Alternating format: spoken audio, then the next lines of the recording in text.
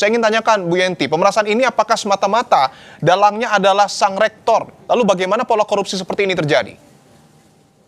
Ya, ini kan kemungkinannya kan antara pemerasan. Kalau pemerasan itu inisiatifnya dari universitas siapapun itu oknumnya. Jadi dia menawarkan ini tadi kan ada keponakan, berarti kan ada nepotisme juga ya, ponakan yang menawarkan gitu ya. Kalau tadi dikatakan oleh KPK kemungkinan juga ada suap menyuap. Kalau suap menyuap bisa jadi yang kemungkinan tidak bisa diterima, kemudian dia yang inisiatif menyuap, meminta pihak kampus untuk dia diterima. Atau yang ketiga tadi gratifikasi setelah penerimaan nanti di belakang ada hadiahnya. Ini tiga-tiganya kemungkinan terjadi. Dan ini betul Ubaid tadi ya ini betul-betul ladang subur untuk terjadinya korupsi. Jadi kalau kalau ini sudah beberapa tahun, dan ini harusnya dibuka semuanya ya. Apakah ini kemungkinan bukan hanya tahun ini saja, kebetulan saja ini kan tertangkap tangan dikarenakan Ya. ada yang pernah membayar 600 juta lebih tetapi tidak diterima. Dan dari situlah kemudian muncul. Nah, ini yang menjadi bahan OTT karena kemudian ada penyadapan dan lain sebagainya. Artinya KPK harusnya sudah memapping di kampus-kampus mana saja dan kemudian mencari bukti-buktinya karena ini sangat memalukan. Apalagi dengan cara-caranya seperti itu ya dibandingkan dengan korupsi yang besar-besar. Ini kan nggak seberapa tapi tercorengnya dunia pendidikan luar biasa. Jadi Oke. ini betul harus dipidana seberat-beratnya karena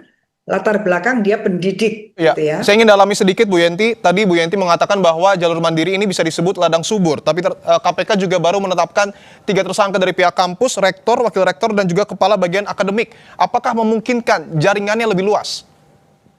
Oh, sangat sangat mungkin dan ini kesempatan juga ya bagi DPR dan pemerintah. Oke. Ini kan melalui perantara yang namanya keponakan tadi menawarkan bahwa dia mempunyai channel lah rektornya karena saya ponakannya. Ini yang namanya trading influence. Ini yang diamanatkan oleh UNCAC Mhm. untuk agar Undang-Undang Korupsi Indonesia memasukkan unsur ini gitu ya sehingga perhatian Indonesia terhadap terjadinya korupsi dengan modus seperti ini nih kita berharap terkikis lah. Jadi jangan ada yang berani jadi maklar maklar penerimaan ini adalah melakukan tindak pidana yang namanya trading influence Mhm. gitu. Ini kan kelihatan sekali ya kalau Indonesia tuh tidak serius dalam memberantas korupsi karena sudah diamanatkan 2003 dan sudah diratifikasi disahkan sampai sekarang dia bergeming aja tidak Oke. tindak lanjut termasuk aset recovery-nya itu di dalam paket itu. Oke, ada 6 tersangka yang ditetapkan, 3 dari pihak internal kampus, 3-nya pihak swasta. Saya ingin ke Bang Ubaid, melihat relasi kuasa rektor dalam proses penerimaan mahasiswa jalur mandiri. Apakah memang tidak ada pengawasan dari eksternal kampus yang bersifat independen? Selama ini belum ada ya, jadi termasuk soal audit setiap tahun untuk menilai akuntabilitas dan juga kredibilitas kampus soal penerimaan mahasiswa baru ini ya, baik jalur prestasi maupun jalur tes maupun jalur mandiri. Nah, menurut saya karena ini kan kejadian yang setiap tahun terjadi, menurut saya harus diperkuat ya, baik internal maupun eksternal. Kementerian Pendidikan Tinggi harus mestinya turun tangan dan juga melakukan langkah-langkah pencegahan, terutama di musim penerimaan mahasiswa baru ini.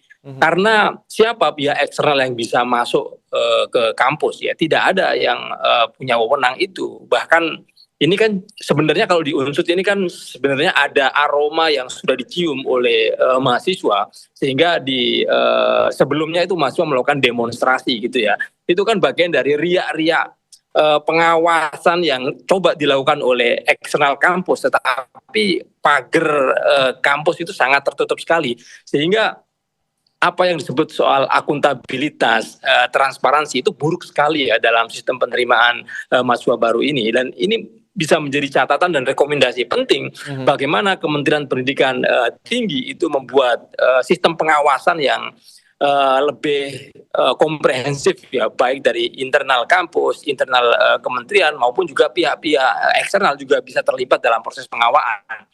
Dan sampai hari ini juga tidak ada ya kampus yang menyediakan posko pengaduan ketika proses penerimaan mahasiswa baru ini. Dan ini menjadi sangat penting ketika keberadaan posko pengaduan ini diwajibkan oleh pemerintah dan wajib didirikan oleh kampus-kampus, maka ini bisa memperkuat aduan dari calon mahasiswa, orang tua yang dirugikan atau masyarakat yang bisa menjadi saksi atas kasus-kasus jual beli kursi kuliah bagi calon mahasiswa baru ini. Dan